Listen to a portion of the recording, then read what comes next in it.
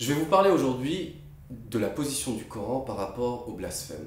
Plus précisément, je vais vous dire quelle aurait été la réaction du prophète, de ses compagnons, s'il y avait eu des caricatures à l'époque. Bismillahirrahmanirrahim.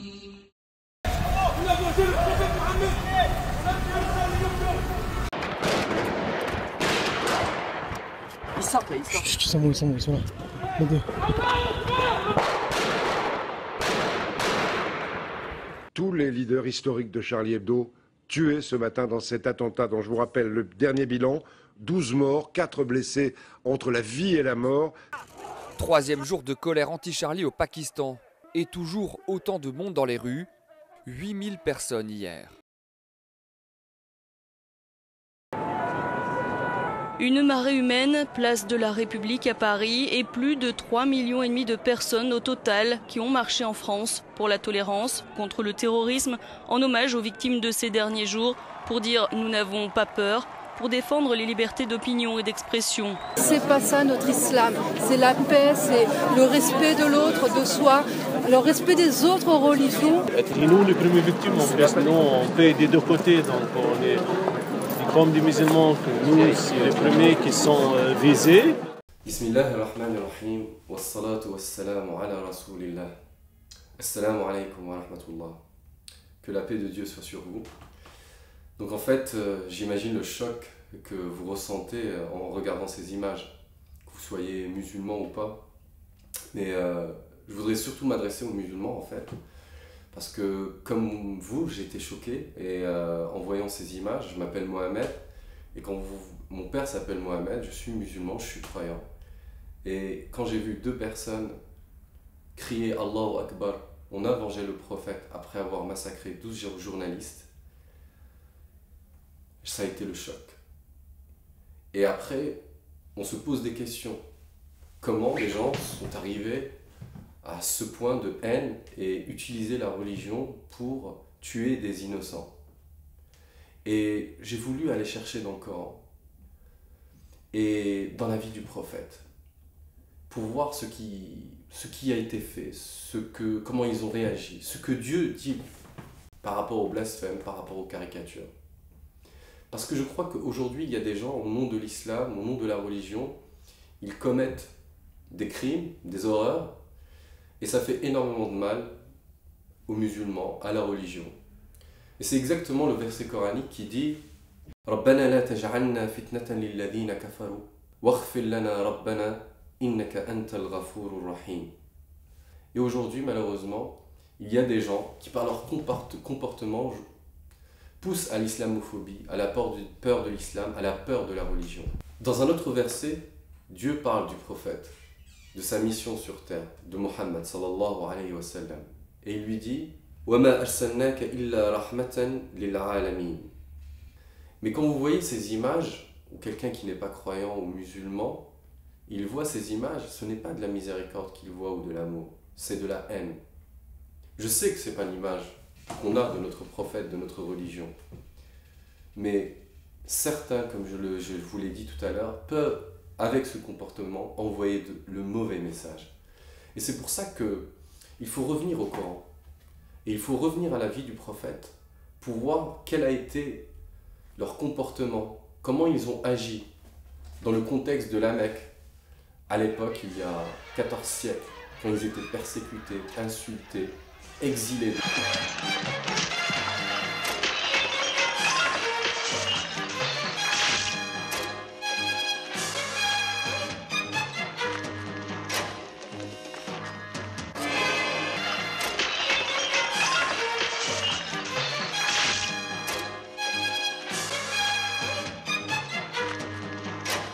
Le Coran, par exemple, nous dit clairement وَلَا تَسُبُّوا الَّذِينَ يَدْعُونَ مِن دُونِ اللَّهِ فَيَسُبُّوا اللَّهَ عَدْوًا بِغَيْرِ عِلْمٍ.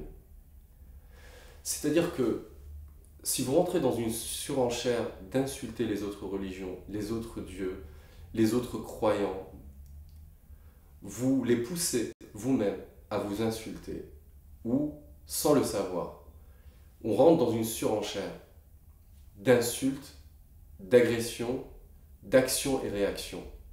Et toute la consigne coranique est de ne rien faire en fait, de ne pas insulter. Regardez par exemple Charlie Hebdo, juste après les attentats, ça a été vendu à 20 millions d'exemplaires, alors qu'on était à 10 000 ou 20 000 ventes par mois. C'est-à-dire qu'en fait, ces gens qui se sont dit défendre le prophète, ils ont fait exactement l'inverse et ils ont fait exploser les ventes du journal.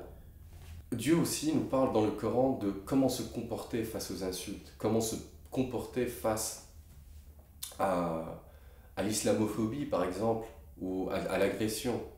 Et il parle de ses serviteurs et il dit وَعِبَادُ الرَّحْمَنِ الَّذِينَ يَمْشُونَ عَلَى الْأَرْضِ هَوْنًا وَإِذَا خَاطَبَهُمُ الْجَاهِلُونَ قَالُوا سَلَامًا. Regardons par exemple comment le prophète a réagi quand il était insulté ou quand il y avait des blasphèmes. D'ailleurs, je vais vous surprendre en vous disant que dans le Coran même, il y a énormément de blasphèmes et d'insultes du prophète. Pourquoi les intégristes ne déchireraient pas ces pages où il y a des insultes du prophète ou du blasphème? Pourtant, si vous lisez très très bien le Coran, il y a la liberté d'expression. C'est-à-dire que ce que disent les autres, la tribu polythéiste du prophète, Quraysh, qui ne croyait pas en lui, est rapporté dans le Coran.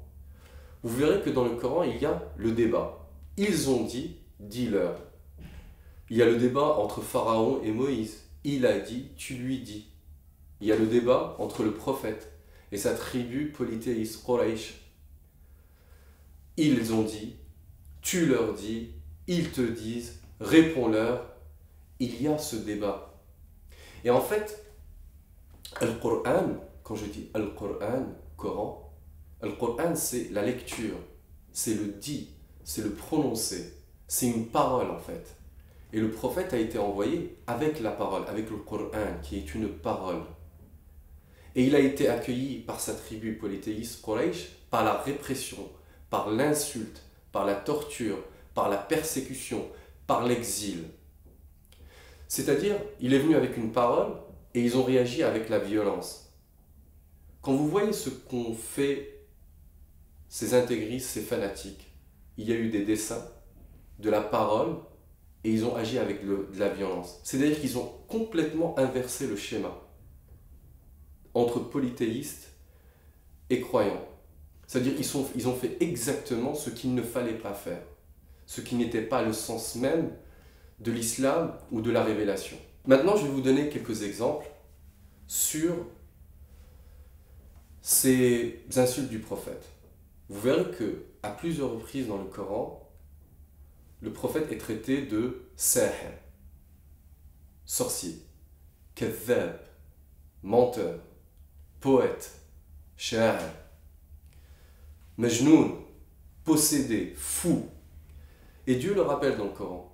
Il dit وَقَالَ الْكَافِرُونَ هَذَا سَاحِرٌ كَذَّابٌ. Et Dieu nous rappelle une loi divine qui a toujours existé pour tous les prophètes, en partant du premier Adam jusqu'à Mohammed. كَذَلِكَ مَا أَتَى الَّذِينَ مِنْ قَبْلِهِمْ مِنْ رَسُولٍ إِلَّا قَالُوا سَاحِرٌ أَوْ مَجْنُونٌ. Qu'est-ce que tu as dit? Lui, il parle. Mais toi aussi. Et tu vas nous le prouver immédiatement. Qu'est-ce qu'il dit, Mahomet? Je t'écoute. Ce sont les paroles de Dieu, pas les siennes. Quel Dieu? Quelle parole? Un Dieu qui parlerait. Allons. Ton Mahomet se parle tout seul, un simple d'esprit. Quand Dieu transmet son message à Mahomet, celui-là se souvient de chaque mot et il le raconte à ceux qui savent écrire. Ce sera le Coran. Mahomet s'est affamé en se perdant dans tous ses rêves.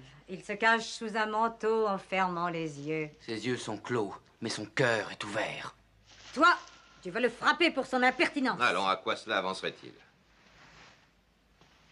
Est-ce que Mahomet se rend compte? Nous vivons ici en donnant asile aux dieux. Nous détenons la Kaaba. Chaque année, toutes les tribus d'Arabie viennent ici, à la Mecque, pour prier et nous acheter nos produits. Alors est-ce qu'il nous faudrait remplacer les 300 dieux différents par un Dieu unique? Mais Dieu va plus loin dans le Coran. Il ouvre même l'espace démocratique, si vous voulez, ou la liberté d'expression, à ceux qui l'insultent lui-même. Il y a par exemple le verset qui dit لقد سمع الله قول الذين قالوا إن الله فقير ونحن أغنياء. Un autre exemple, quand Pharaon interpelle son ministre et lui dit وقال فرعون يا هامان ابن لي صرحا لعلي أبلغ الأسباب أسباب السماوات فأطلع إلى إله موسى وإني لأظنه كاذبا. Mais revenons à la vie du prophète. Comment il a réagi? Je vais vous raconter un épisode à la Mecque. Comme vous le savez tous, qui avez lu la Sira, l'histoire du prophète, le prophète était insulté, on lui envoyait de la boue sur le visage, on lui jetait des ordures. La mort de son oncle laissait Mahomet sans protecteur. Il n'était plus en sécurité à la Mecque. Seul, avec Zaïd, son fils adoptif, il partit pour Taïf, une ville accrochée à flanc de colline. Il y demanda asile et l'autorisation de prêcher. Mais les enfants de Taïf furent chargés de le chasser dans le désert à coups de pierre. Mais qu'est-ce que vous faites? Arrêtez! Non, arrêtez! Laissez-le! Allez-vous-en! Vous allez le tuer! Non, arrêtez! Mais vous êtes fous! Protégez le prophète! Mahomet l'a appelé le jour le plus amer de son existence. Il y a un épisode où il était avec sa fille Fatima, qui lui essuyait le visage. Elle pleurait. Il lui dit « Ne t'inquiète pas ma fille, Dieu protège ton père ». Après on dit que le prophète, après avoir quitté la Mecque, la hijra, c'est-à-dire l'exil, l'exode vers Médine, avec la création de l'État, avec la création de l'armée, est devenu plus violent. Il y a un contexte de guerre particulier, on reviendra là-dessus sur d'autres vidéos, mais je voulais revenir sur un épisode aussi de la conquête de la Mecque.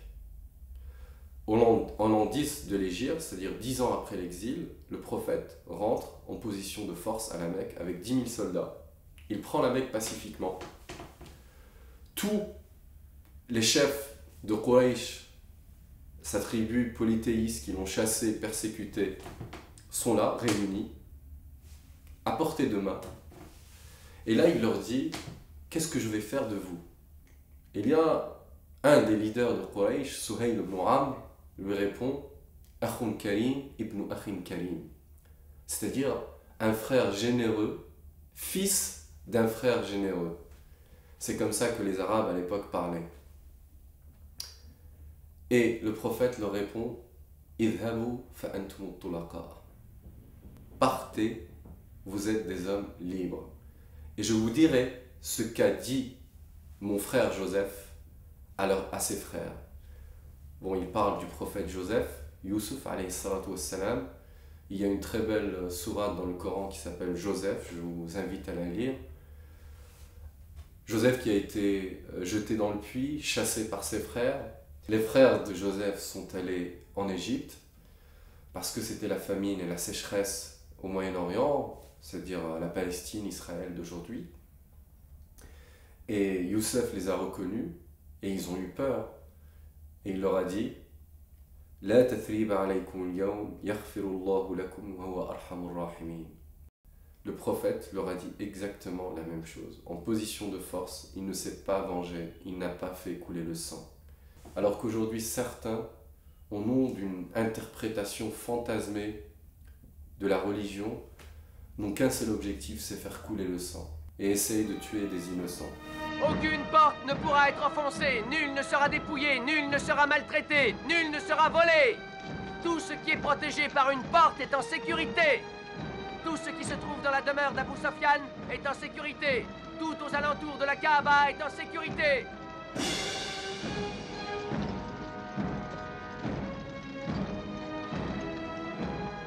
Il a en tout cas respecté sa parole. Aucune porte n'a été forcée. Il emporte les cœurs, non les murs. C'est une victoire perpétuelle. Je crains de sortir de la maison. Il le faut pourtant. Nous devons nous montrer, Hind. Et il en fut ainsi. Mahomet ne prit aucune revanche, et il n'en autorisa aucune. Il déclara la Mecque territoire sacré, Nul ne pourra y verser le sang, ni abattre un arbre, ni tuer quoi que ce soit de vivant à la Mecque.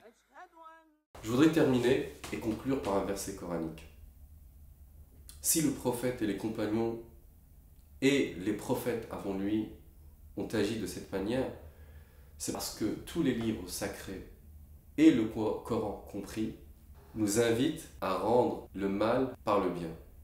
Idfa' billati hiya ahsan fa idha alladhi baynaka wa baynahu adawatun ka'annahu waliyyun hamim wa ma yulaqaha illa alladhina sabaru wa ma yulaqaha illa dhu haddin 'azim. Alors je prie aujourd'hui pour qu'on ait tous cette chance-là d'être patients et de rendre le mal par le bien. Wassalamu alaykum wa rahmatullah.